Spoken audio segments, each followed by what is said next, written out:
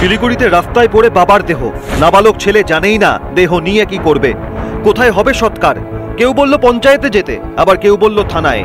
সদ্য বাবা হারানো ছেলে তাই করলো, কিন্তু ফিরে তাকালো না প্রশাসন। भैया ने मुझे उधर से बुला के लेके आया, बोला कि आपका पिताजी गुजर गया है। तो मैं दौड़ के आया, उधर दौड़ भाग के आया।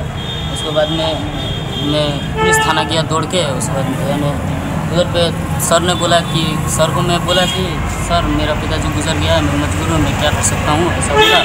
तो सर ने बोला तो इसमें मैं क्या कर सकता हूँ, ऐसा बोला। तो मैं पंचायत ऑफिस भी गया, पंचायत ऑफिस में यही बोला मुझे। तो मैं उधर से घूर के फिर मैं उधर भैया लोग से मदद मांगने आ गया। कब से पापा यहाँ पड़ा हुआ है? पापा रात से पड़ा हुआ था। यस, थाना गए थे? थाना में क्या बोला? थाना में बोला मैं क्या कर सकता हूँ। মাত্র 200 মিটার গুনে গুনে 10 পা দূরে বাবার দেহ নিয়ে কিশোর নাজেহাল হলেও এগিয়ে আসেনি পুলিশ প্রশাসন। এই যে থানার বোর্ড, এবার আমি সেই জায়গাটি দেখানোর চেষ্টা করছি যে জায়গাতে গতকাল সেই নাবালক বসেছিল এবং বারবার করে সে কাতর আবেদন করছিল।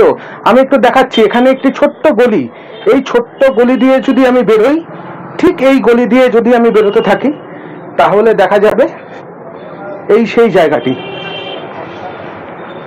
এই যে সেই জায়গাটি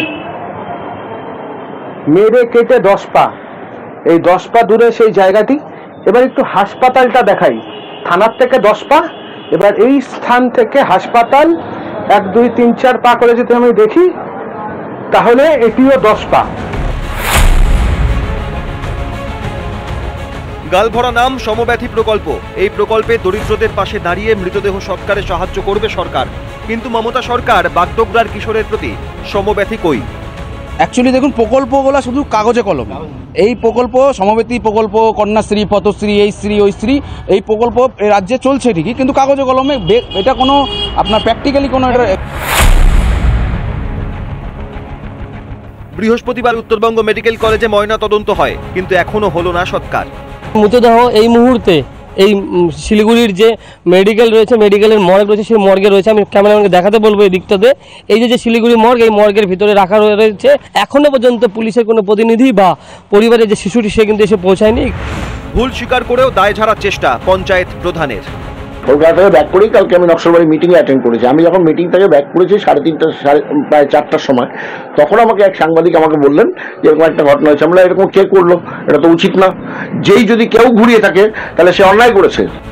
মমতার রাজ্যে নির্মমতার ছবি, শাসক দলকে তীব্র আক্রমণ বিজেপি নেতৃত্বের।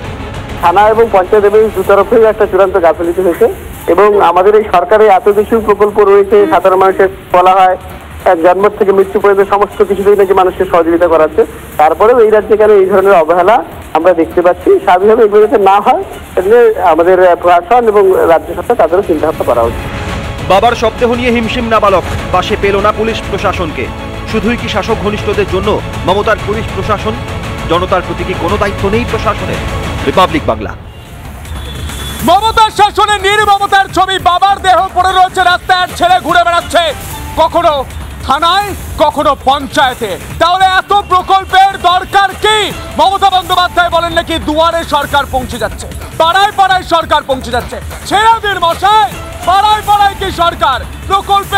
প্রকল্প মুখ ঢেকে যাচ্ছে বিজ্ঞাপনে, কোনো সুযোগ সুবিধা বাংলার মানুষ পাচ্ছে না। তাই আজ বাংলার ছেলে বুক চিতিয়ে চোখে চোখ রেখে প্রশ্ন করবে, মমতা বন্দ্যোপাধ্যায়ের শাসনে নির্মমতার ছবি।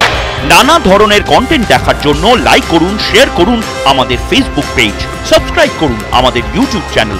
পাশাপাশি অন্যান্য ব্রেকিং নিউজের জন্য অবশ্যই চোখ রাখুন রিপাবলিক বাংলায়।